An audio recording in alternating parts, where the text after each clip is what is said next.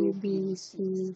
So basically, there's just an abnormal production of immature WBCs in the bone marrow. And why is that a problem? Nadaghan og WBC sa bone marrow. It is a problem, WBC in the bone marrow. It is a problem because kung daghan kay immature WBC, it's going to occupy space in the bone marrow.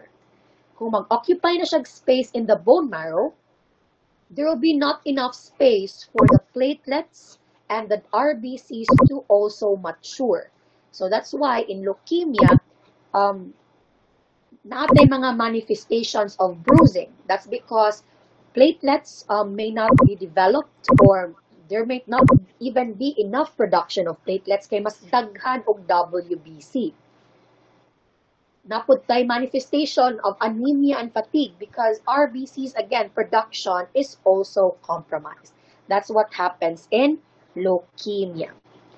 There's different classifications of leukemia. And first is your ALL, acute lymphocytic leukemia. This is when most lymphoblasts are present in the bone marrow. And if you remember what lymphoblasts are, these are precursor ng mga WBC. So, mga immature WBC ni sila that's present in the bone marrow. You have to remember that your ALL is common in what population? What population is ALL common? Anyone? Children. Ang age of onset. So, it's common in what population? Ang ALL. Children, miss. Very good. It's common in children. So, the leukemia that you see in children, since leukemia is one of the cancers that is very present in children, it's actually your ALL, your acute lymphocytic leukemia. Your acute myelogenous nga leukemia, mga myeloblast na siya present in the bone marrow, and this is actually the most common in adults. Common siya in, this is common, it's a common acute leukemia in adults because the most common is adults kayang CLL. So, ang common acute leukemia in adults is actually your AML. It's the most common acute leukemia in adults. And then your chronic lymphocytic leukemia is the most common anemia. Most common in adults. If you're asked common acute leukemia in adults, that should be acute myelogenous leukemia. But if most common yun na leukemia in adults in general, that is your chronic lymphocytic leukemia. And these are lymphocytes na abundance of lymphocytes in the bone marrow. And lymphocytes are actually the mature na mga cells in the bone marrow. That is your chronic lymphocytic leukemia. Then your chronic myelogenous leukemia are mga granulocytes na like mga neutrophils, mga eosinophils. They're abundant in the bone marrow. Those are your classification of leukemia. So signs and symptoms are, before that one, it affects the bone marrow, causing leukopenia. Again, leukopenia meaning low amounts of WBC. Thrombocytopenia, low platelets. And a decline in immunity because low sa diyang RBC. So, it affects really the bone marrow in general. So, risk factors could be genetic, it could be viral, it could be immunological exposure to radiation or chemicals such as previous chemotherapy. So, leukemia, ang leukemia lang yun na lang siya overcrowding sa bone marrow. So, dagan kayo immature WBC, your platelets and your RBCs are low, your assessment findings now will mirror the decreased RBC and decreased platelets sa patient. You have to also take note that leukemia's causes is unknown. All we know is that there's just sudden good differentiation from normal to malignant. So its cause is idiopathic. We have no common cause as to why leukemia or why this blood-borne cancer happens, but basically the normal cells are differentiated and they become malignant in nature. That's what happens in leukemia. Assessment, I've told you, whatever is the mga findings, if low ang RBC, if low ang platelet, mausay assessment sa leukemia. O anorexia, fatigue, weakness, weight loss. How can you, what pathophysiology of leukemia can you associate this with? And that could be also due to the systemic effects of low RBC. That's why natin anorexia, fatigue, and weakness, because there's low RBC production. Anemia, low RBC production, overt bleeding, ecchymosis, petechiae, prolonged bleeding. That's because of low platelets.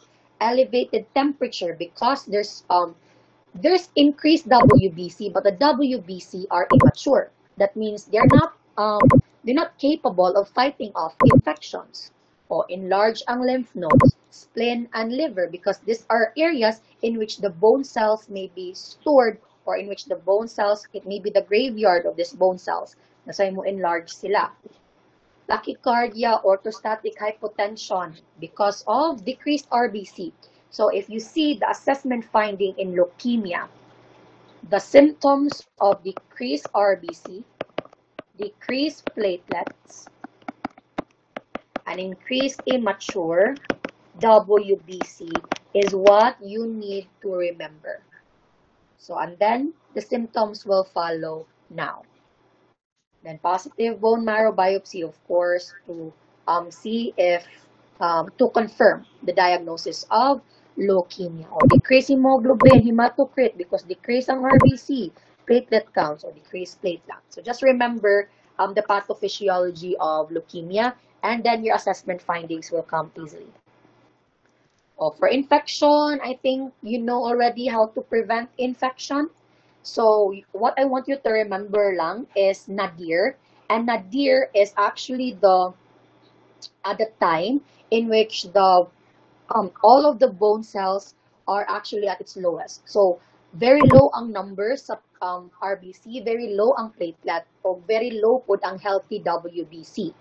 So when the patient is in the state of nadir, the patient is at risk. This is the highest risk of the patient to gain infection. That's why your infection precautions are very much intact in nadir nga phases. How do we know nga naa na sa nadir ang patient? Through your blood test. So, that one. This is really just the time when your WBC, RBC, and platelets are the lowest. That is your nadir. You're very vulnerable to infection. So please take care of your patient with proper infection control precaution. Then for nursing management for infection, you already know that one. I will not discuss that any further. Just know that your patient is at risk for infection. So what do you need to do? Please place this patient in a private room. What kind of isolation room? That should be positive pressure room. Patient should be in a positive pressure room. Because positive pressure room does not allow contaminants from the outside to go inside the patient's room. So protecting the patient from the environment. That's why patients should be in a positive pressure room. Dapat na working na air filtration system. Kaya the patient yun are immunosuppressed if they have leukemia. Then this one also, please remember, fresh or raw fruits and vegetables are not allowed. You already know why. Anything fresh and raw, the patient cannot, should not eat or should not be exposed to.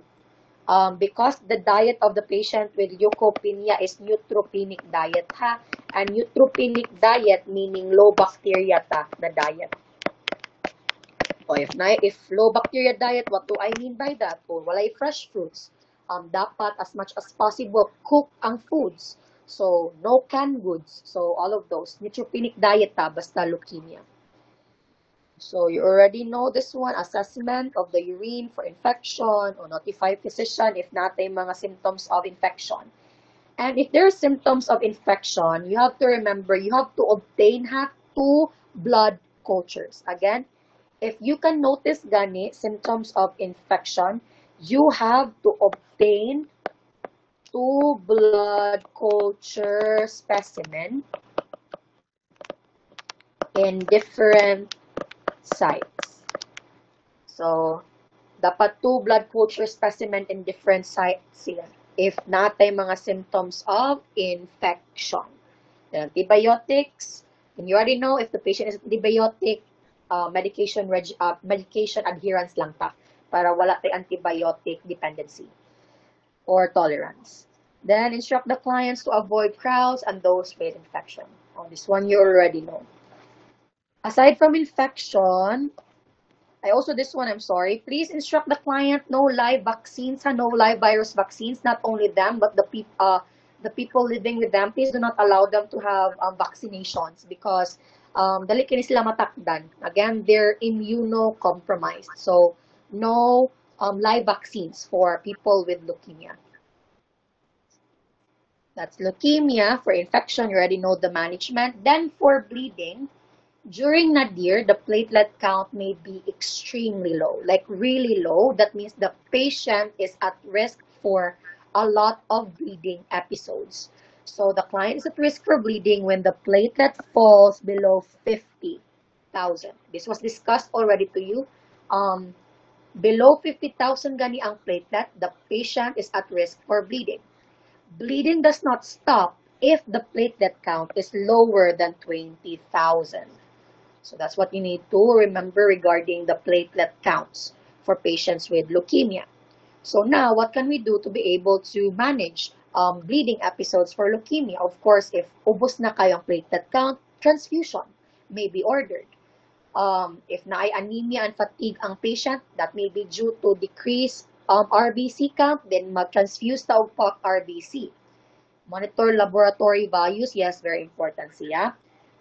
Again, then monitor signs for bleeding. You know signs for bleeding already. Epectasis here, which is nosebleeds. Petechiae, which are mga small dots. You all know that one. Check the urine if there's hematuria. Check the stool if there's hematochezia. So all of this you need to assess for any bleeding disorders, bleeding episodes ang patient. Handle the client gently. Again, the client are at risk for bruising and bleeding. So, when you're taking blood pressure in which you're going to constrict the muscles, make sure it's gently done lang or use at cautiously. So, you may rotate sides lang para dili siya mo bruise. Then, monitor signs for internal hemorrhage, especially if ang platelet kay 20,000 na lang, patient may be under internal hemorrhage na. And common sa internal hemorrhage ka ng rapid and weak pulse. Again, because there's bleeding, so it's not gonna be enough blood flow to the rest of the body. So rapid weak pulse, change in mental status, very common for internal hemorrhage.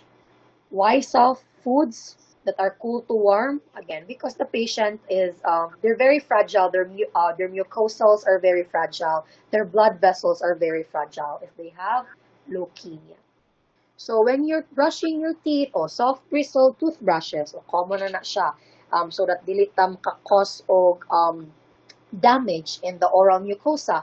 Are we allowed to use mga alcohol mouthwash when patient has leukemia? No, because this may be irritating to the oral mucosa. So all of those you have to remember when you're taking care for leukemia because they are at risk for bleeding. So just recalibrate on your nursing intervention if the patient has bleeding. So this is the time na nga what do you call this one? We will now connect interventions to each other. Avoid injection if possible, yes, to prevent trauma. But if you really need to inject, then you need to apply pressure for at least 5 minutes para ma-reduce ang bruising or bleeding sa area. Avoid rectal suppositories, enemas, and thermometers. Again, because mag-bleeding ka, mag-cause ta og trauma and it will then lead to bleeding. Contact sports is not allowed. Again, patients with leukemia, contact sports are not allowed. A very simple injury for patients with leukemia will lead you to severe bruising or worse, internal hemorrhage. Avoid using NSAIDs or aspirin because NSAIDs and aspirins have anticoagulant properties. And remember, your patient is already bleeding, so you don't want to aggravate bleeding by giving anticoagulants like your NSAIDs and your aspirin. For fatigue and nutrition, you also know this one, provide a well-balanced diet full of calorie, full of protein, and full of carbohydrate. Miss, nano po full man of carbohydrate? Because remember, in cancer in general, there is unexplained or sudden weight loss. So patient is losing weight, so then ang fast sugar na imong mahatag for this patient to be able to regain energy fast is high carbohydrates. So that's why high carbohydrates may be given to this patient. And as much as possible, kanang mga foods sad na mo require o not a lot of chewing. So kanang mga soups, mga porridge, mga pureed foods as much as possible is given to this patient lang sa because chewing takes a lot of energy. And that's not something that your patient has. So much better if they don't need to chew a lot. Kanang mga hard foods. Then, of course, adequate rest. And then, for the nurses, you have to cluster your activities so that dili ka magbalik-balik sa patient room and the patient can rest. Then, blood products for anemia as prescribed. So, those are the nursing interventions that we could do. Other interventions, we have chemotherapy. Again, I was told you have discussed chemotherapeutic drugs. I will not be I expect you are already familiar with the different chemotherapeutic drugs. So I just want you to remember for IV cytosine arabisonide and daunorubicin, for this one, kanina therapy, we call that one your 7+3 regimen. Ang buhaton niya is daunorubicin is actually given in the first 3 days.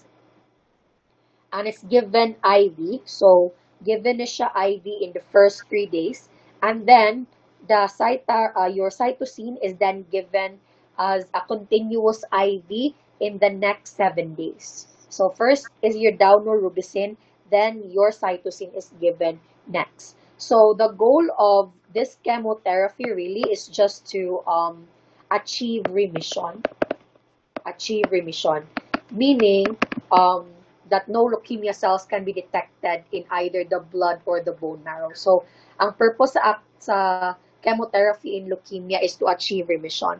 Remember, leukemia is the most common type of cancer, pero it's also the most, one of the most nakaroon nga curable type of cancer. Chemotherapy, radiation, or even surgery may treat leukemia na. So, to achieve remission lang, we have continuous chemotherapy for at least 10 days. With cytosine and daunorubicin. Daunorubicin is a very strong vesicant, so sa to mahitabo sa skin, ma-extravasation ta.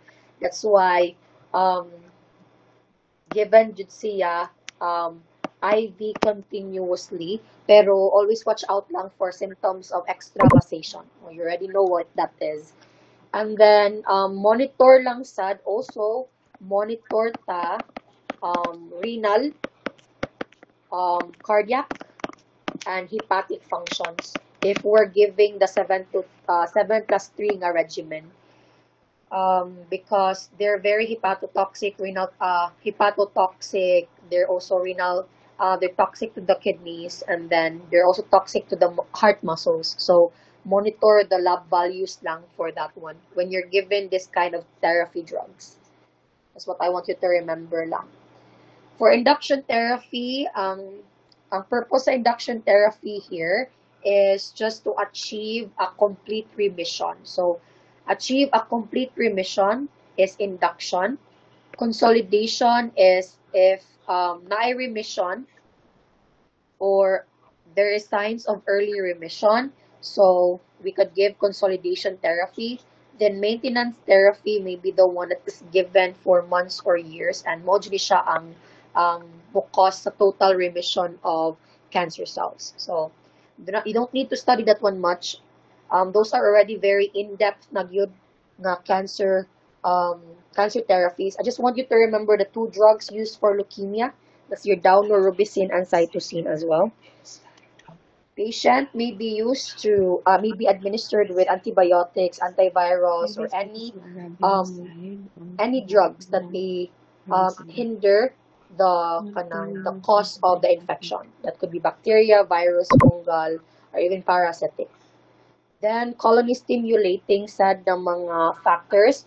And if you remember your CSF, your colony stimulating factors, these are the natural proteins that will stimulate the production of your white blood cells. So, colony stimulating factors may be given to increase the amounts of healthy WBC. So, increase healthy WBC. Then blood components and infection and bleeding precautions as prescribed. That is leukemia.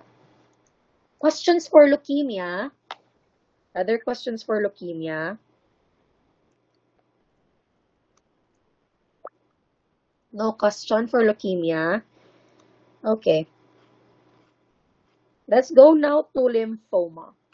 So what is lymphoma? Lymphoma is actually a blood cancer that affects the lymphatic system.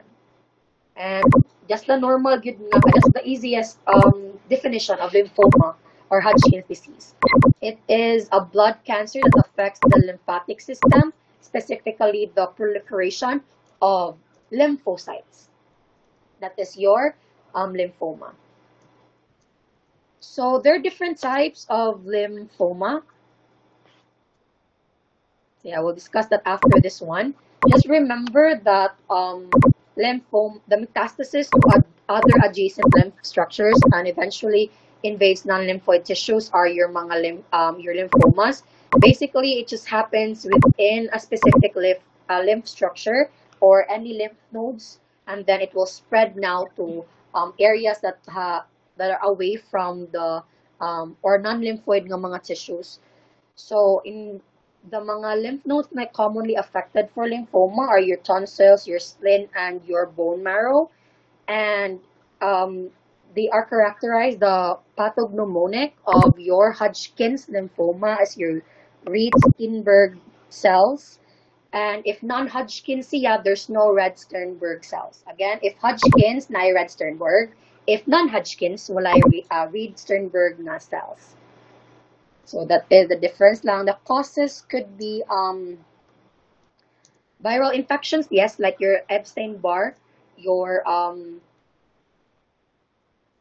I think ang pinaka-common lang yun is your viral infections, but also other blood-borne infections may also cause sad lymphoma. Pero ang most common yun na mo cause of Hodgkin's is your viral infections. So basically, I will just discuss the difference between Hodgkin's and non-Hodgkin's. They're both lymphomas, but the difference is ang Hodgkin's na siya Reed-Sternberg. Sternberg nga cells that are present, and usually they arise from the lymphocytes. And they are rare. Your non-Hodgkin's, there is absent Reed-Sternberg cells,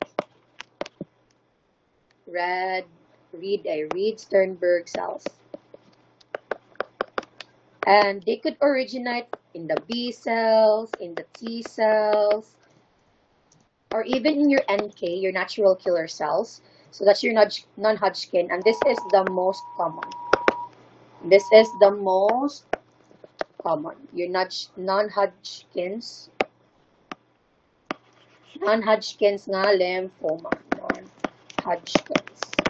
Ang difference sa gid niya is the absence of your Reed-Sternberg nga cells. That's what I want you to remember lang. Difference between Hodgkin's and non-Hodgkin's nga lymphoma. Can I continue? There are questions with the different kinds of lymphomas.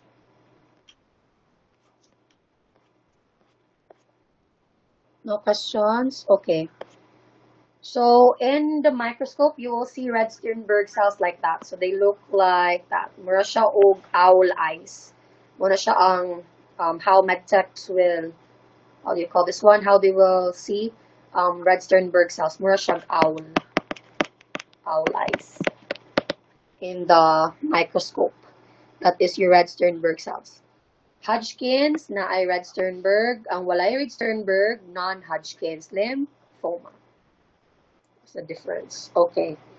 Assessment, because it's a blood cancer, pare-pareha siya sa leukemia. They have fever, they have malaise, fatigue, and weakness.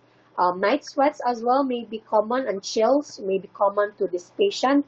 Anemia and thrombocytopenia, which is decreased platelets, may also be common. So lymphadenopathy, that is enlargement of the lymph nodes. Again, because the Hodgkin's lymphoma affects the lymphatic system, so maka-expect you that the lymph nodes are enlarged. Positive biopsy as well may be seen of the lymph nodes as well. Then positive CT scan of liver and spleen, usually natay hepatomegaly and splenomegaly if we have Hodgkin's lymphoma. So hepatomegaly may be seen and splenomegaly may be seen as well. That is your assessment findings for Hodgkin's lymphoma.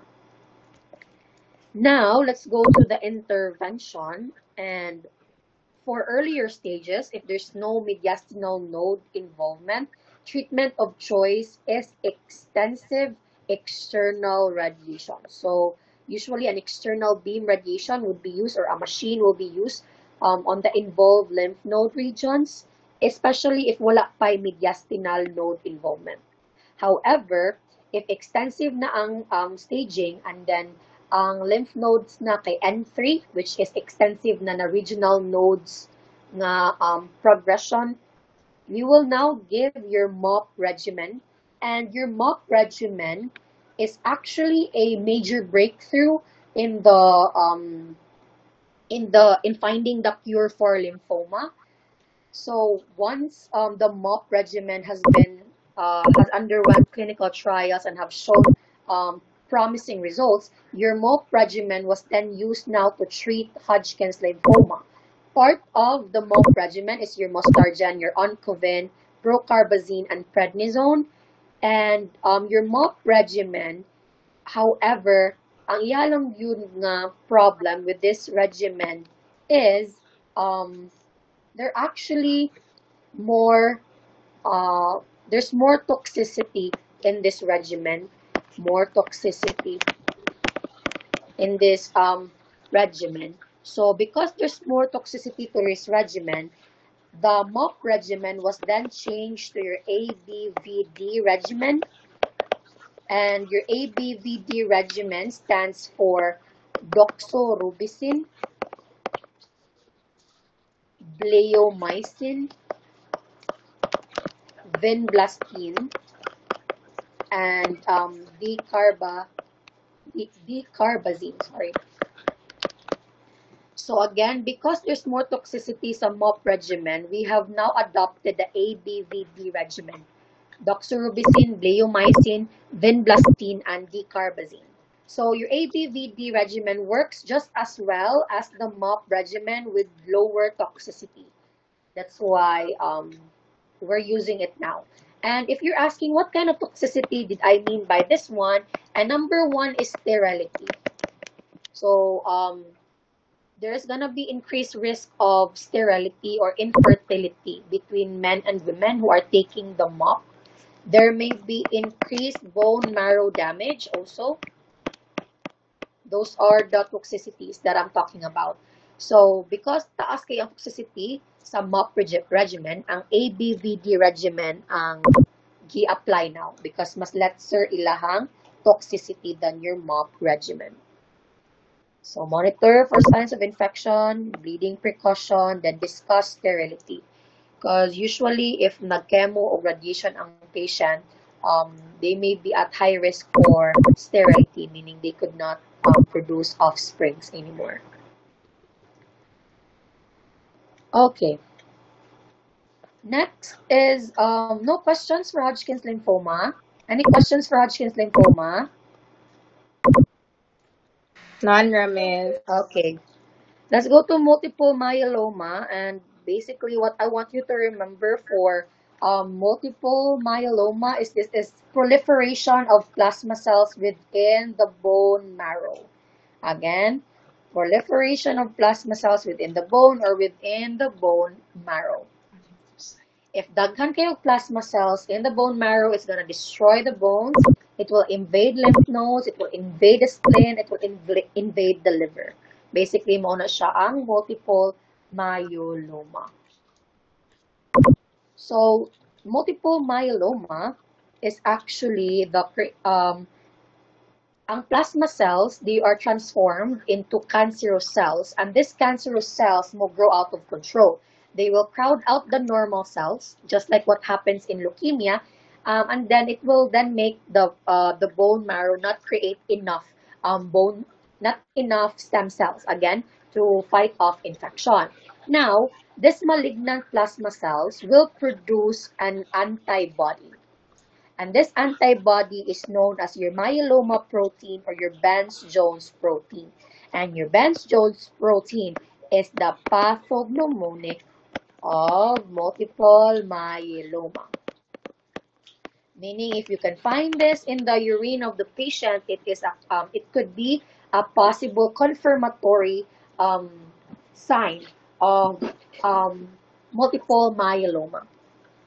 So again, the plasma cells, the malignant plasma cells will produce your antibody known as your M protein or your myeloma protein or the Benz-Jones protein.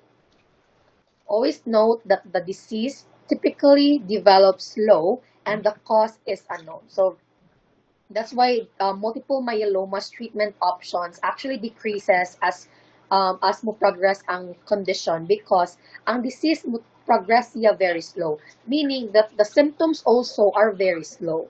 So, can early detection be done for multiple myeloma? Not really. That's why this could be very fatal if not intervened in earlier stages. And what you need to remember is that men are more likely than women to have multiple myeloma. And usually, ages 65 and older is the age group that in which multiple myeloma may be diagnosed. I want you to, okay, look at lang sa Benz-Jones protein. It looks like that. Mura siya o kana ganing in a microscope, it looks like connected cells to each other. Mura siya clump cells to each other. That's your Benz-Jones protein. And this one, usually if seen in a microscope from a urine sample, could be a pathognomonic sign of multiple myeloma. And if not a pathognomonic, then we perform biopsy to confirm the diagnosis. Then assessment finding, because it affects the bone marrow, it also damages the bone, basically. So there is bone pain, especially in the ribs, the spine, and the pelvis. Weakness and fatigue, same, because again, the bone marrow is filled with abnormal nga mga cells. So, mo-decrease ang RBC, mag-weakness and fatigue. Mo-decrease ang healthy WBC, mag-infection. Urinalysis will show you Benz-Jones nga proteinuria, increased serum protein level as well. Again, because there's damage to the bone, patient will be at risk for osteoporosis. We have spinal cord compression and paraplegia as well because mag-compression sad ang once break down man gud ang bone matrix, it's going to compress mo nang mag-spinal cord compression sad siya. When you will do your bone marrow aspiration, you will see an abnormal number of immature plasma cells in the bone marrow. And that is the pathophysiology of multiple myeloma. So just remember, naamo siya sa bone marrow, o sa may nasa bone marrow, stem cells. So if na yung mga abnormal plasma cells, it will decrease the amount of stem cells. Muna na yung mga assessment findings like anemia, weakness, fatigue, infection. Karon, multiple myeloma also affects the bone. So natin mga bone pain, mga spinal cord compression. So you have to remember that one. It affects the bone and the bone marrow. That's multiple myeloma. Intervention, of course, chemotherapy as prescribed, supportive care lang ta or palliative care to control and help to control symptoms and help with patient comfort. Neutropenic and bleeding precautions.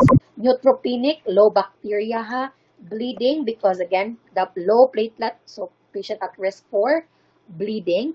Patient is also at risk for skeletal fracture, so be careful of falls.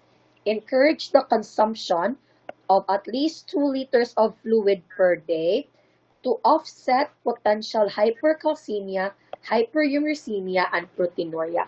So multiple myeloma, remember, because what is in the bones? That is your calcium. So if mo degenerate ang bone matrix, unsa may mugawas from the bones, it's calcium going to the bloodstream. Maunang mag-hypercalcemia ta.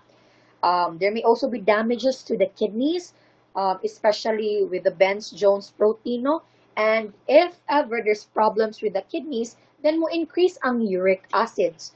Because na-increase na uric acid, nya dili siya ma-excrete sa urine, mag-hyperuricemia, it stays in the blood. Proteinuria, same. Because there's problems with perhaps the aldosterone sa na capacity of the kidneys, then the protein is excreted via the urine. Dili siya ma-absorb sa body, which is normally i-absorb man siya.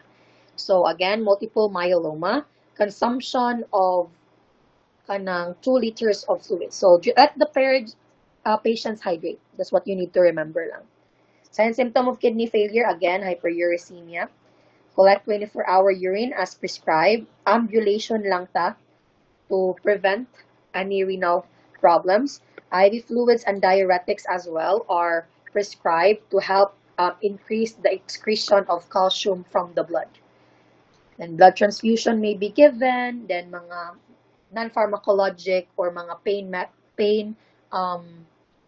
pain interventions may be given for this patient. That is our intervention. Is the patient at risk for infection? Yes. Decreased WBCC. Prepare the client for local radiation therapy as prescribed. So just basically prepare client for radiation or chemotherapy.